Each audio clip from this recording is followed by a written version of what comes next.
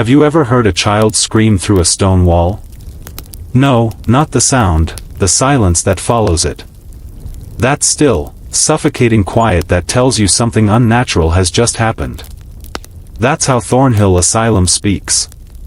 Not in words, not in history books, but in absence. The kind of silence that replaces names with numbers and graves with unmarked earth. Hidden deep in the pine-choked hollows of eastern Kentucky, where fog clings like fingers and the trees seem to lean just a little too close, Thornhill didn't just house the unwanted, it erased them. Not because they were sick. Not because they were dangerous. But because they were inconvenient. This is not a ghost story. This is a history buried alive. And what you're about to hear was never meant to be found. Officially, Thornhill was a Christian refuge for wayward children, a place of spiritual healing, discipline, and redemption. Unofficially, it was a ritual machine engineered by a family of zealots and a network of elite manipulators who believed they were purifying a nation. What happened behind its granite chapel walls and locked cellar doors is a case study in psychological obedience, theological madness, and a government's willing blindness. But make no mistake, this story is not about madness. It's about method. The Calderon family didn't lose their minds. They followed doctrine. They had a vision.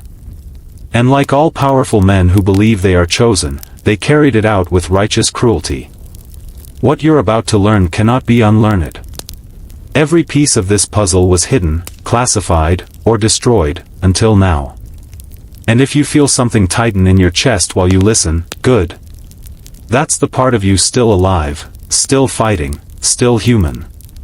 This story is not entertainment. It's initiation. And once you hear what really happened inside Thornhill, and why, you'll never trust the clean face of charity again. The facade was sacred. The foundation was sacrifice. And somewhere under the floorboards, they're still listening. You've been warned. Welcome to Thornhill. The Calderon family didn't build Thornhill to help children. They built it to reshape them, or erase them.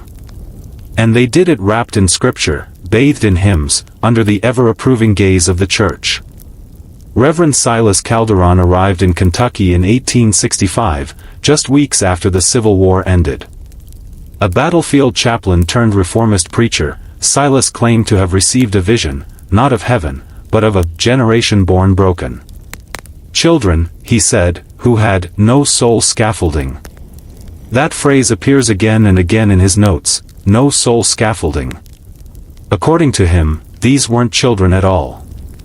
They were spiritual voids in human form, blank slates to be filled with divine obedience or destroyed trying. His family obeyed that vision like gospel.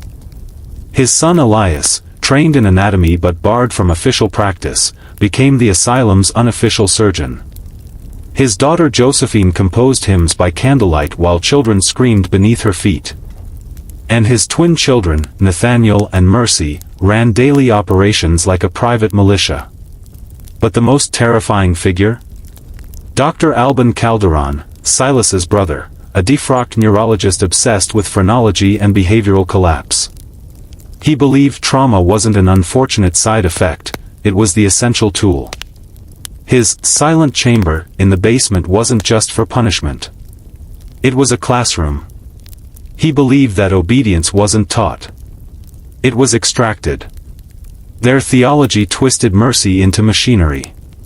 In private documents later uncovered in an abandoned trunk, they wrote of moral fractures, a belief that some children, especially those of mixed race, disability, or illegitimacy, were born spiritually malformed.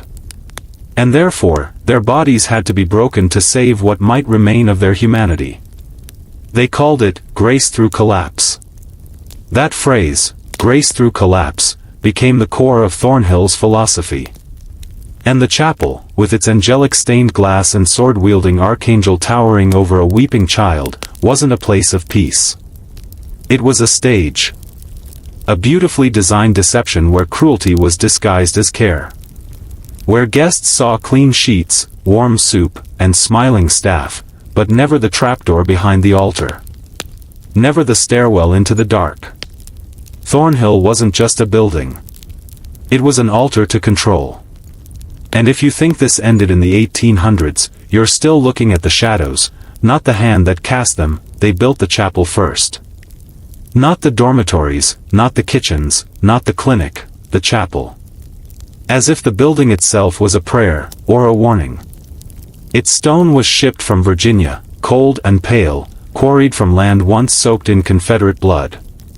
Its windows shimmered with saints and martyrs, but not for reverence, for intimidation. The centerpiece was always the same, an archangel, blade drawn, standing triumphant over a cowering child. Worship was never the point. Obedience was. According to blueprints recovered in a 1994 State Archive sweep, the chapel was designed like a mouth, wide, echoing, resonant, and what it swallowed never came back. Beneath the altar lay the trapdoor, masked with velvet and scripture, leading to a sub-basement no visitor ever saw. No one admitted it existed. No staff records. No inspections. But survivors remember. 12 rooms, each one smaller than a prison cell. Shackles fixed to stone. Trenches cut into the floor, not for drainage, for containment. And at the end of the hall, the observation chamber. Windowless. Soundproof. Hidden pipes venting something that smelled sweet before it burned. Connected directly to Dr. Alban Calderon's lab, a place where science and theology merged into a kind of sacred violation. This was not an accident. The Calderons weren't acting alone. They had help, architects, donors, clergy, all of whom knew enough to never ask too much. And so the rituals continued. Daily morning hymns in the chapel covered the cries below. Children were taught from day one that the basement was just a story, a myth to frighten the disobedient. But the screams had no imagination. The few who tried to escape never made it past the gate. And those who resisted during intake were labeled Category 3, unresponsive to spiritual correction. They were sent below. No ceremony. No explanation. Just a number and a shackle. Once inside, there were no names. Just screams. And if you're wondering how something like this stayed hidden for 3 decades, remember, society didn't just tolerate Thornhill. It needed it. Because nothing threatens the illusion of order like children who don't fit. And in a world built on purity, obedience, and bloodlines, some children were never meant to survive. They were meant to disappear. They called it the doctrine of broken things. It wasn't the Bible. It wasn't even listed in the asylum's library. It was a handwritten manifesto, locked inside a wooden case behind Elias Calderon's surgical desk, a doctrine never meant for outside eyes. Charred around the edges, recovered only after a fire inspection in 1978, its pages survive like a whisper from a black hole, not loud, but inescapable. And what it says will haunt you. The Calderons believed some children were not born evil, but incomplete. Lacking the internal scaffolding for virtue. Defective by design. And according to their theology, these children could not be saved by love, prayer, or nurture. Only through collapse. Only through systematic, sacred suffering. One line reads, "The vessel must be shattered before it can be sanctified."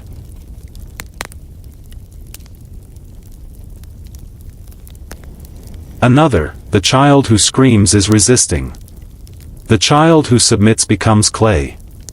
They didn't just create pain, they justified it. They spiritualized it. Their rituals weren't chaotic. They were structured. Step by step, like a sacrament. Isolation. Hunger. Cold. Deprivation of light. Then came guidance, not with kindness, but with suggestion. Hallucination. Confession. Rebuilding. Trauma was their scalpel. And the goal wasn't to destroy the child. The goal was to empty him, then fill him with what they called obedient stillness. The method? Induced trance states through starvation and repetition. Latin chants. Psalms. Harmonics played on chapel organs tuned to disorient the nervous system. This wasn't punishment. It was ritualized programming. If this sounds familiar, it should. Cults call it initiation. Military black sites call it enhanced re-education. Psychologists today know it as trauma bonding. But Thornhill's version was older, more primal, and cloaked in divinity. And if you think this only happened to the worst children, you're still not listening. The files show some of the youngest victims were as young as 4. Their sin? Bedwetting. Speech delays. Mixed heritage. Or simply being inconvenient to powerful families. You're not just hearing history. You're witnessing the original blueprints of institutional erasure.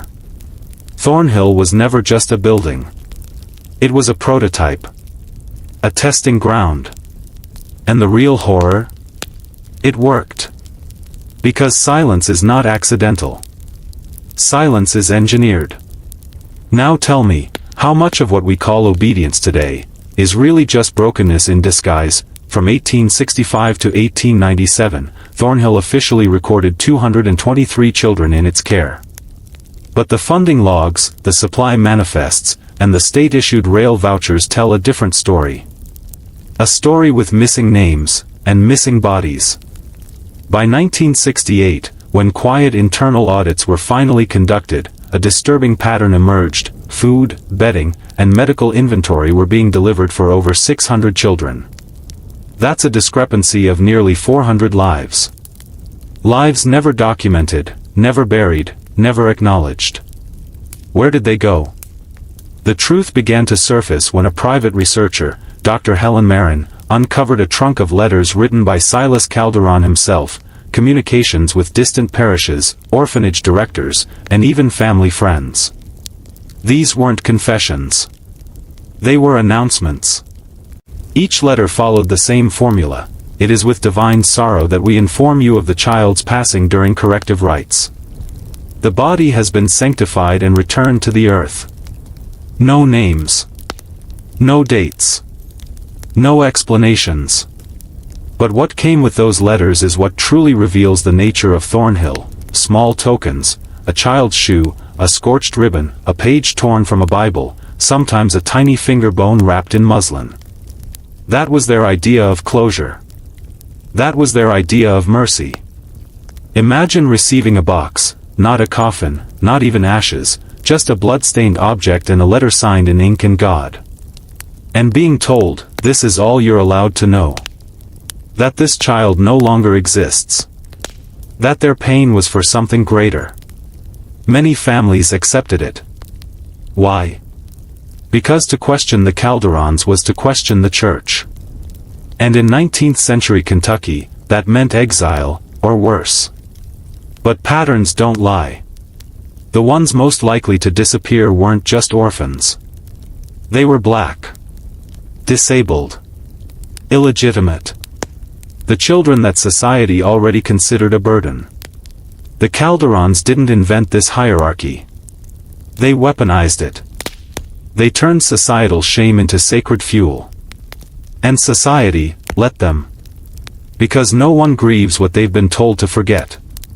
But dirt remembers. Behind the chapel, beneath layers of pine needles and fog, lie 17 rectangular soil depressions, unmarked, uneven, perfectly aligned. They match the size of children. Beneath them, charred beams.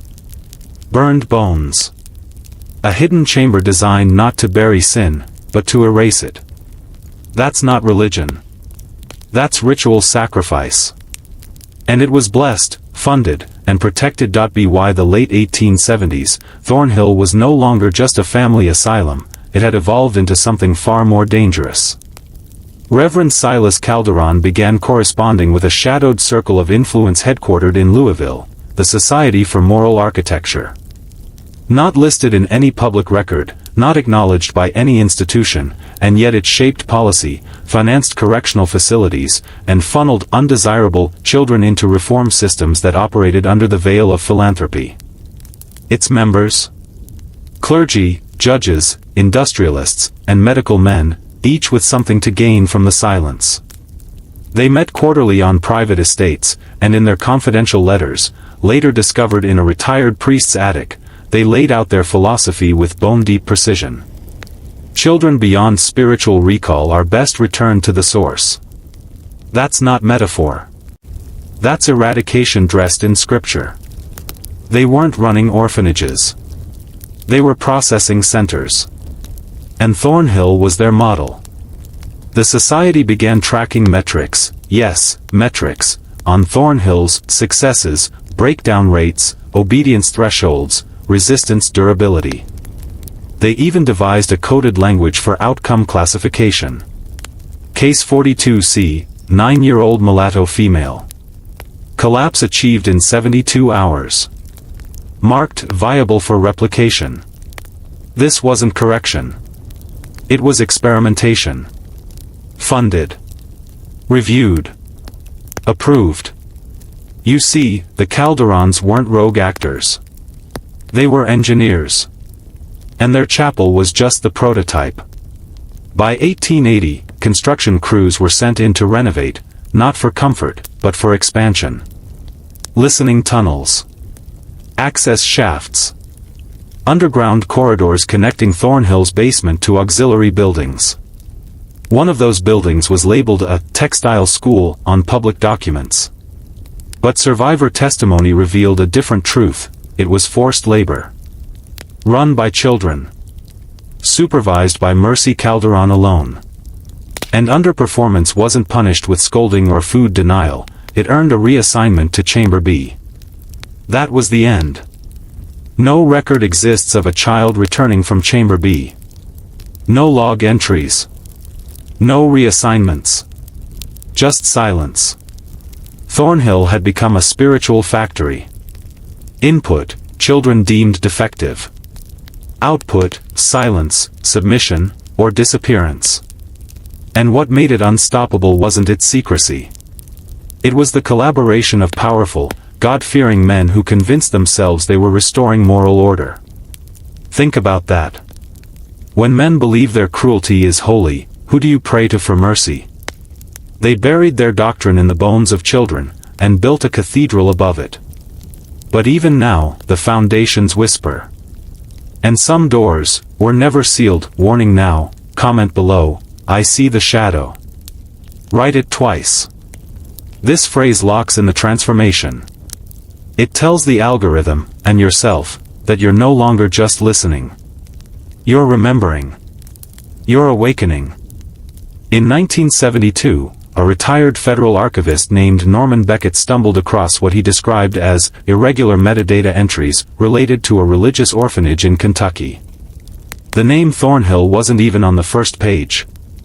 It was buried, literally, in a box labeled Pastoral Rehabilitation, 1860s, miscellaneous. What he found wasn't a report. It was a ledger. Tightly handwritten entries spanning 30 years, signed by Nathaniel Calderon. Each entry listed a child's initials, arrival time, spiritual condition, and an outcome code. Some codes were clear: TBD, to be disciplined. RF, ready for fellowship. But one appeared over and over again in thick black ink: NV, non-viable. There were no follow-ups. No discharge papers. Just 2 letters that marked the end of a human story. Beckett knew something was wrong. He filed a request to have the full Thornhill records declassified under the Freedom of Information Act. 3 months later, his request was denied. No reason. No explanation. 2 weeks after that, his home was broken into. Not robbed, cleared. Files gone. Even his typewriter ribbon was taken. When Beckett went public, he was discredited. Institutional paranoia, they called it. But not before he sent a sealed packet to a colleague, a woman named Miriam Lowe, a journalist for the Louisville Chronicle. Miriam never published. She disappeared in October 1973 on her way to meet a source from the Department of Child Services. Her car was found parked, door open, no sign of struggle. Just her notebook on the passenger seat. The final page, the chapel basement, is not on any blueprint. That's where the trail should have ended. But it didn't. In 1995, a state-sponsored historical survey of forgotten religious sites included Thornhill. What the team found behind the chapel, the soil depressions, the charred beams, the abnormal radiation pockets, triggered an emergency halt. And then, nothing. No public report. No press release. Just silence. Again. Because some stories don't die, they get buried. Layer by layer. Not just by time, but by design. You were never meant to know this. But now you do. And once you know, once the machinery becomes visible, the only real question left is, what else have they buried in plain sight? Let's talk about Mercy Calderon. For all the horrors committed at Thornhill, her name appears the least in the public records. But within the walls, among the testimonies of the few survivors, her presence was described with a singular word: unavoidable. While Silas preached from the pulpit and Elias practiced his medicine in the lab, Mercy worked in silence. She supervised the textile building, administered rations, handled punishments. But she also handled selections. One survivor, a boy named William T., recalled in a recorded interview, she had a list. Every Monday morning. She never spoke it aloud. Just walked the dorms and pointed. If you were on that list, you didn't sleep in your bed again. Another child said, she smelled like dried lavender and blood.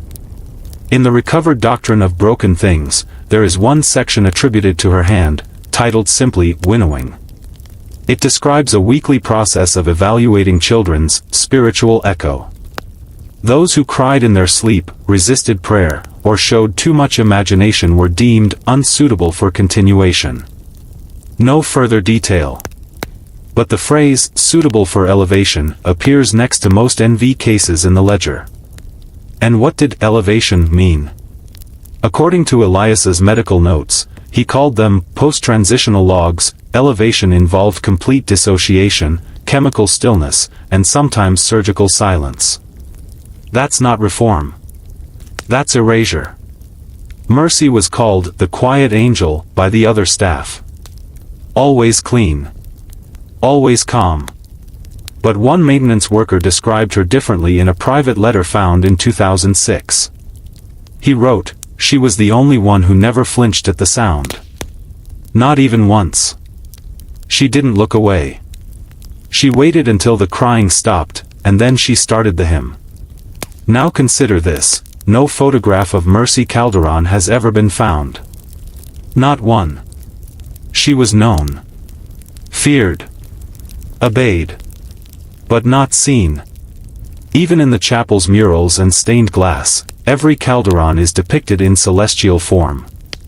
Except her. Why? Because some architects work in shadow. And Mercy. Mercy was the one who cleaned the blade. You want to know what institutional evil looks like? It doesn't always scream. Sometimes it sings. In the final years of Thornhill's operation, the chapel began to change. Not structurally, spiritually. Records from visiting clergy describe an atmosphere that felt hollowed, too still, as if the very walls had become absorbent. The hymns played slower. The sermons grew shorter. And in the center of the altar, behind the pulpit, a new object appeared, a reliquary. Ornate. Sealed. With no record of what was inside. According to one frightened seminarian's journal, it emitted a smell like burnt sugar and rot. What was placed inside that reliquary was never confirmed. But what's known is this: after its appearance, all baptisms stopped. No more public ceremonies. No more visiting choirs. Thornhill had gone fully inward. It wasn't a house of God anymore. It was a sanctum of containment. You see, by 1895, the Calderons knew the end was coming. Several quiet investigations had begun, prompted by whispers from former staff and unnerving discrepancies in procurement logs.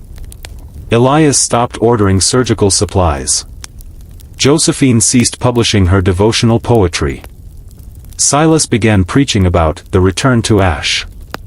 And one by one, the remaining children were relocated, not to homes, but to partner facilities across the state. Places with names like Eden Hollow, Redemption Glen, and the infamous Bellwood Institute. All funded through the same network of silent benefactors. And then, on the final night, October 11, 1897, something happened. Something unrecorded. But powerful enough that local farmers reported strange lights in the sky over the asylum. A low vibration in the earth. Animals refusing to eat for 3 days. And when a surveyor visited weeks later to begin the auction process, he found the chapel locked from the inside. No one was left. No Calderons. No staff. No children. Just the reliquary, sitting at the center of the altar, untouched. The basement had been sealed. Every room burned, but only partially, as if the fire had been interrupted. And on the stone wall in Chamber B, someone had carved into the soot with trembling fingers, "Clay does not sing." That was the last word. No explanation. No remains. Just that sentence. Clay does not sing. Whatever was built at Thornhill, whatever force they were shaping, containing, or summoning, had consumed itself. Or escaped. Here's the part they never want told: Thornhill didn't end in flames because it failed. It ended because it succeeded. The Calderon's methods became a reference point, not in religious circles, but in scientific ones. As early as 1901, psychology departments at universities in Boston and New Haven were discussing the Calderon hypothesis in hushed, off-record meetings. The idea? That trauma, applied correctly, could produce not just submission, but spiritual reboot. That identity could be deleted. Rewritten.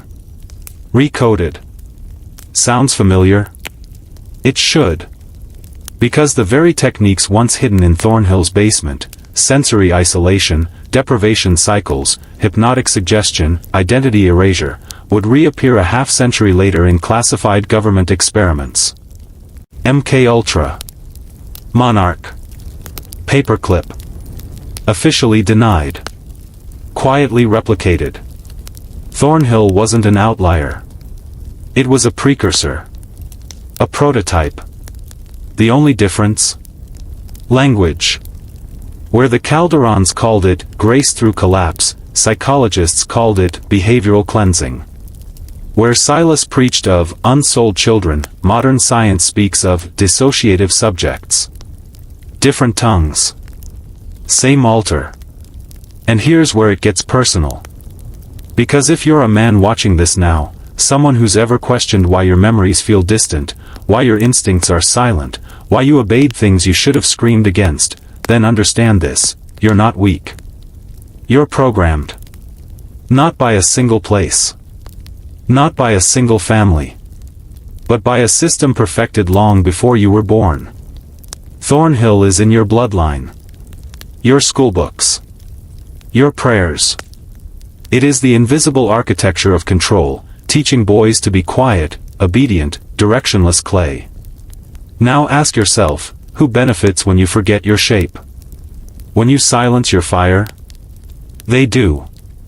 The ones who still carry that doctrine. Not in churches anymore. In think tanks. In policy rooms. In correctional systems. Men still quoting Thornhill's gospel, but dressed in suits. And you? You're waking up in their cathedral. But it's crumbling. Because the relics are surfacing. The files are leaking. The silence is splitting. And now, you're here. Listening. Feeling. Remembering that you've come this far. That means something. Most people turn away long before this point. They say it's too dark. Too heavy. Too unbelievable. But not you. You're still here. And that tells me one thing: you were never meant to stay asleep. Because what you've just heard, about Thornhill, about the Calderons, about the engineered suffering of hundreds of children, isn't just history. It's a mirror. A cracked one. Held up to the systems we still live inside. To the silence we still obey. But here's the final truth they never accounted for: pain remembers. Even when it has no name. Even when the records are burned. Even when it's buried beneath decades of polished doctrine and philanthropic lies. The body remembers. The land remembers. And sometimes, the bloodline does too. So if you've ever felt haunted by something you couldn't explain, if you've carried a sense of weight that didn't begin with you, consider this: maybe Thornhill isn't just a place that once was. Maybe it's a place that is. Inside institutions. Inside rituals. Inside families that believe some people must be broken to be loved. Or useful. Or silent. But not you. Not anymore. You've heard the doctrine now. You've stared into the archive. You've seen what they buried under stone and sermon. And in doing so, you've broken something. The seal. Because awareness is rebellion. And in a world built on obedience, to remember is to fight. You were never meant to hear this story. That's why it was hidden. That's why whistleblowers disappeared. That's why names were erased. But still, somehow, the truth made it here. To your screen. Your ears. Your gut. And if that isn't a sign that the machine is faltering, I don't know what is. Now listen closely, this is your final invocation. If what you've heard today moved you, if it unsettled something ancient inside you, then comment below, right now, and write, "Clay does not sing." Write it twice. Say it aloud. This is how we turn memory into resistance. This is how we fracture their silence. Thornhill's shadows stretch farther than Kentucky. They pass through your town. Your school. Your reflection. And now, they pass through you. But the difference is, you're awake now. And once a man awakens, he can never truly go back. Welcome to the end of silence.